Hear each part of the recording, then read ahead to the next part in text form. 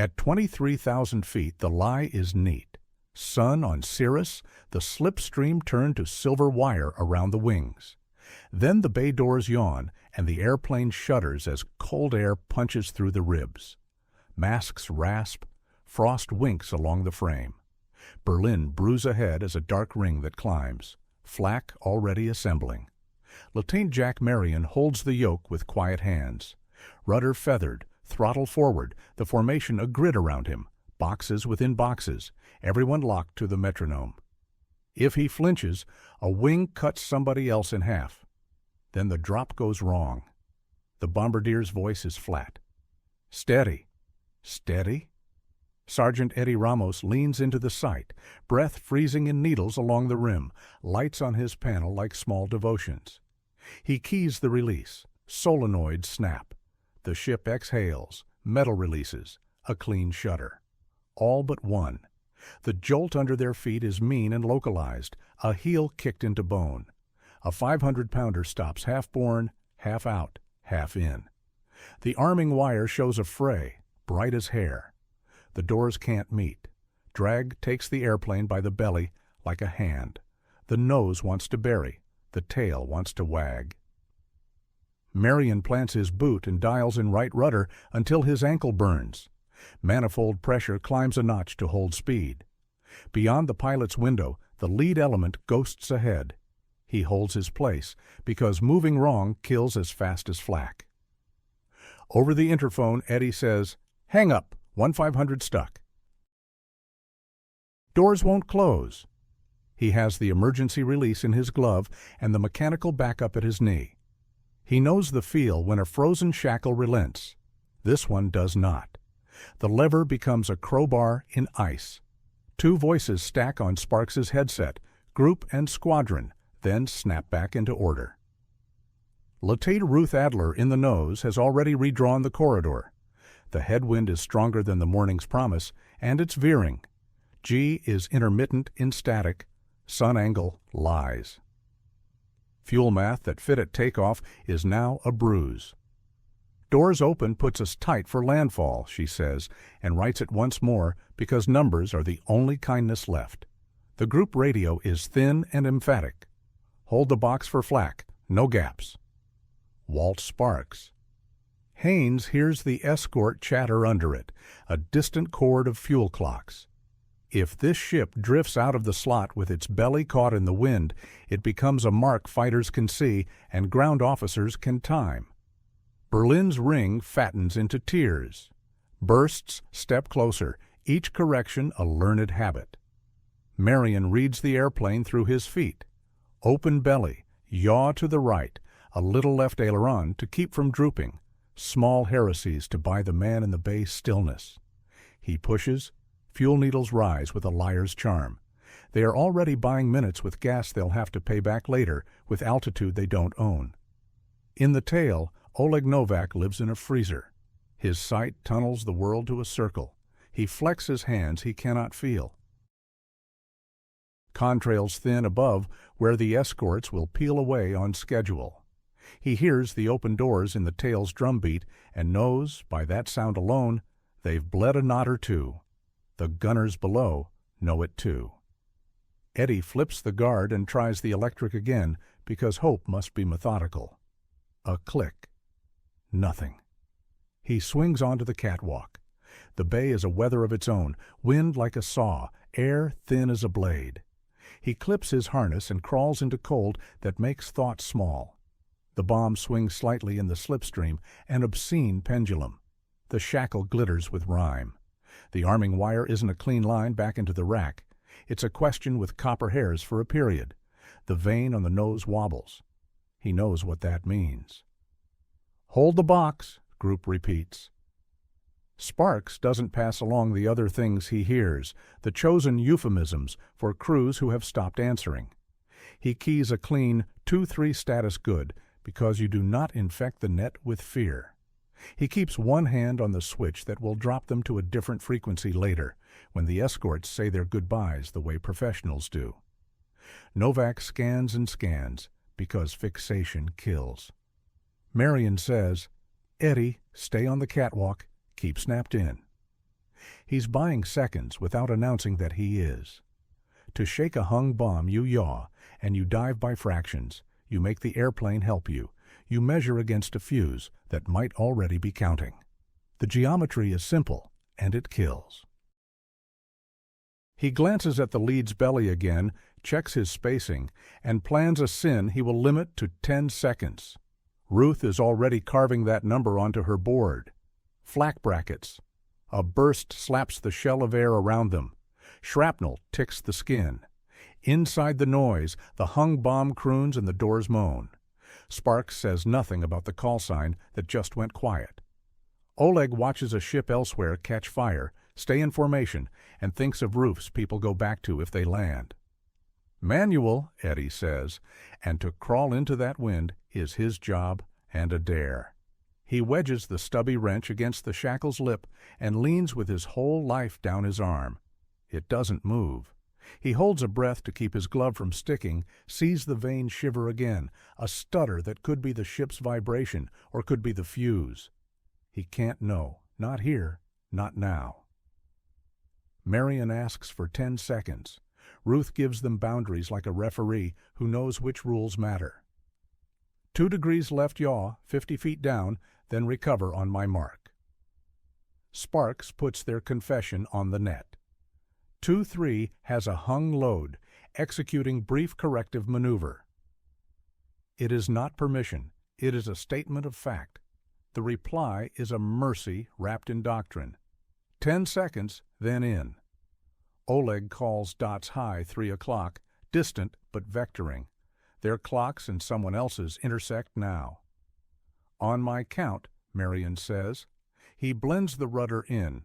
The ship turns through air resistant to change. Nose dips a thread.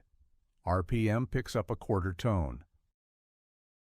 Fuel flows climb again. Minutes slid away. He holds the yaw as Ruth counts down. Eddie feels the rhythm in metal, times his pry with the buffets. The ice on the shackle cracks white and fine. The bent rear lug groans like an old tooth. The wire twitches. He has his hand on the bomb and snatches it back because he wants his fingers later. Recover, Ruth says. Marion brings them back in. The box ripples, then holds. Flak corrects. A fragment hisses along the fuselage in a thin, permanent sound. Eddie freezes in place. The bomb is still there, heavy as a decision. He thinks about jamming a safety back into a moving hole with frozen fingers and lets that thought go. They go again. Oleg's fighters resolve by inches and then fail to commit. The escorts still hang a few miles away, clocking their own departure. Marion takes the second 10 seconds from a man who does not like to ask twice. The ship skews, slides, picks up clean airfare on the bomb. Eddie levers through the tremor. The shackle's dogs hesitate, then lose their bite. The cylinder slides free and drops. For a second, it hangs in a clean frame of sky, and then it is gone. The world doesn't change. Then far back, a faint flower opens on no one they were told to hit. Doors next. Marion cycles the switch. Motors whine, stutter, then grind to a stop. The panels hang mismatched, edges ragged from their earlier fight. Still open, Novak reports. That is more drag, more fuel burned to stand still. Ruth's reserves shrink to a whisper. Sparks hears the escorts on the periphery. Bingo fuel, 2 minutes, skate. The phrase hangs in every man's head. He passes along one sentence that matters. They're about to leave. If we don't clear that, we'll be slow and alone. Then the wing takes a hit. It's not a flower this time, but a doctrine. A shard punches through the left wing, through skin, and a return line. Marion feels it in his wrists first. Fuel pressure on that side droops. Sparks routes flow. The transfer valve whines and stalls half open like a mule. He taps it with the wrench the way someone taught him in a hangar under a different sky. The needle grudgingly climbs. Not enough. He says it out loud so Ruth can eat the number and make it into a plan. Ruth draws a slash across the track. Doors ajar means drag. Leak plus valve means left side starved. Her math turns into a corridor south of the Flak band, slanting toward the coast inside cloud if they can find it. It helps. It isn't enough with this burn. "We may need to feather too," she says, plain. There are 3 engines left that can pull. Fewer props means less drag from a windmilling disc and less fuel burned to push it. "Stand by," Marion says. Sparks hovers a finger over the button, glances at the gauge that acts like it resents being watched. He taps the valve housing again, softer. The flow steadies, but sulks. "I can buy minutes," he says. Not hours. 10 seconds later, the escorts peel off, contrails arcing away into someone else's war. It's like the absence of a wall. The sky gets bigger. Oleg swears under his breath and calls more dots, closer than before and still considering. Eddie drops into the bay again because a half-inch matters now. He cranks the door mechanism on the port side. The hinge ice shears into glimmering dust. The panel grudges down a notch, then sticks. He pounds the frame with his palm, a chisel, his fist. It gives half a tooth. On the starboard side, the latch refuses to mate, the bent skin grinding. He gets the panel another inch by lever and obscenity. "Port seated, starboard proud by a hair," he says. The airplane answers with a breath, a tone eased by almost nothing, and that almost nothing is a yard of coast later. Flak thins as they step away from the city's teeth. A new line of bursts appears off their nose, the next battery guessing their speed. Marion slides them sideways, not enough to declare, just enough that somebody's maths below is spoiled. The open doors still scavenge their air and ask fuel to fill the missing. Sparks massages the transfer that wants to stick.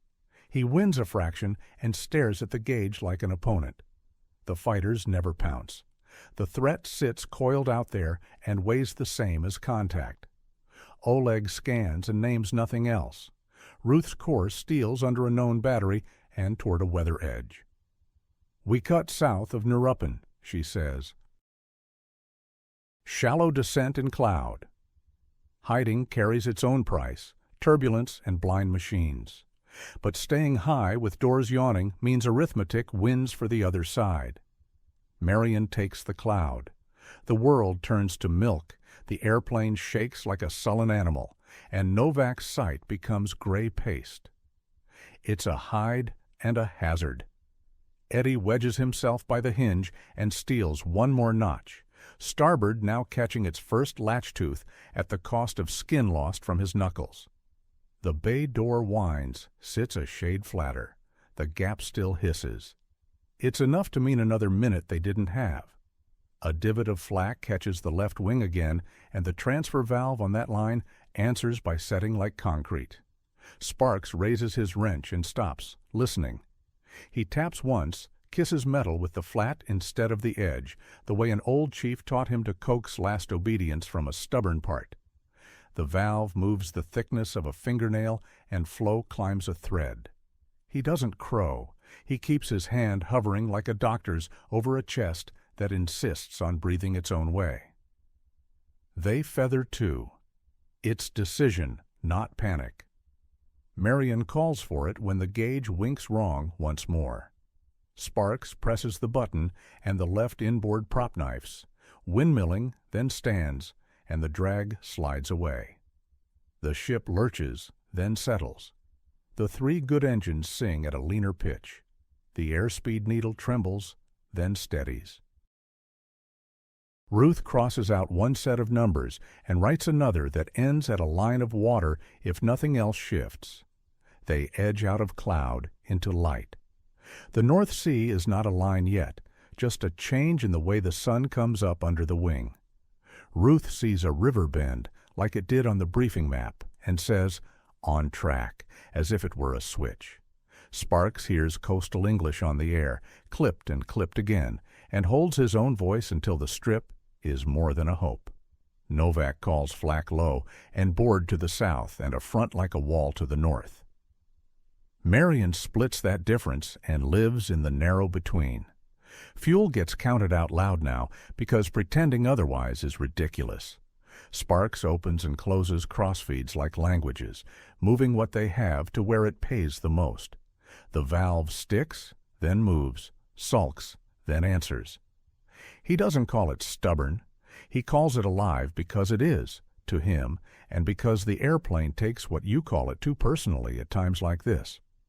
When the left wing weeps into cold air, the leak writes a brief, invisible script that the slipstream snatches away. Novak watches it as if he could read prognosis in vapor. They clear the last inland belt, the flak behind them hands their altitude to a new regiment, then gives up because that's what doctrine says and because other targets are richer. Ruth writes one more rectangle on the map and tapes it to the glass, a thin coastline that she pins into reality with a finger. She says 26 minutes and then revises it to 24 when Eddie grunts another half-inch on starboard, the latch taking a second tooth. Drag backs off by a whisper. Whisper is enough.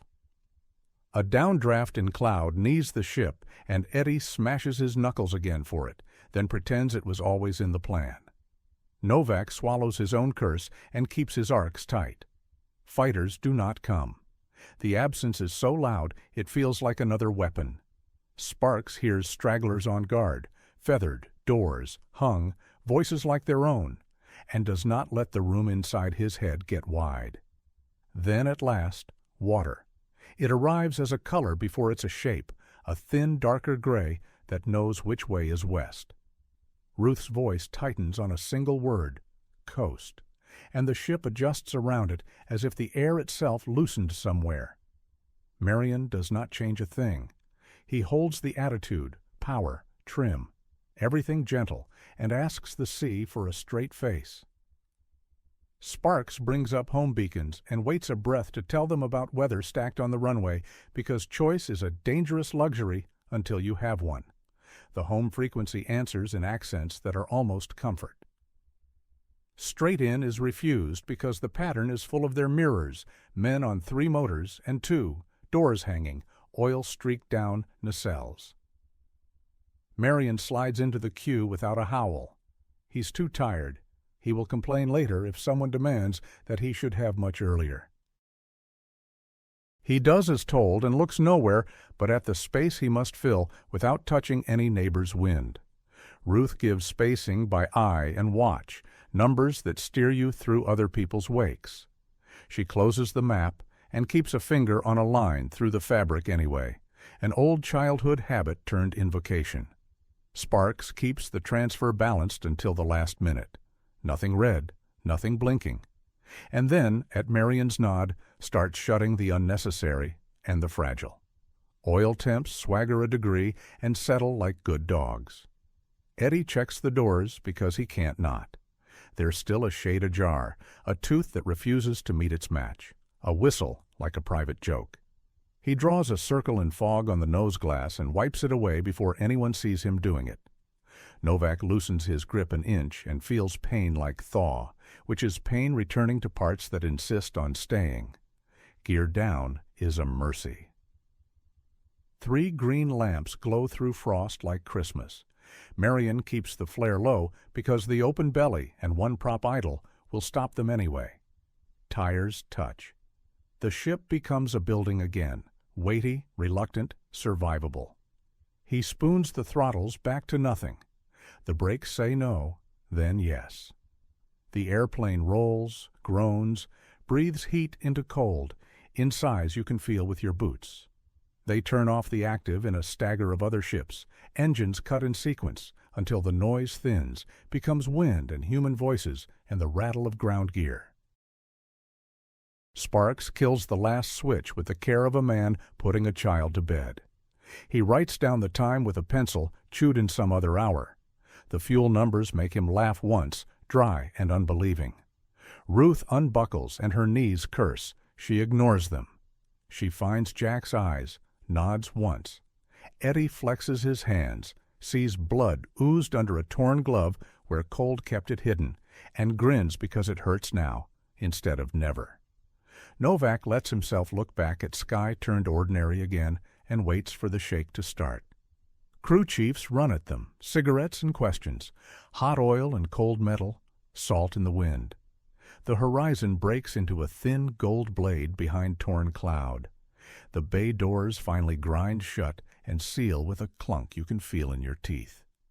Marion glances at the tower, then the taxiway ahead, and chooses forward.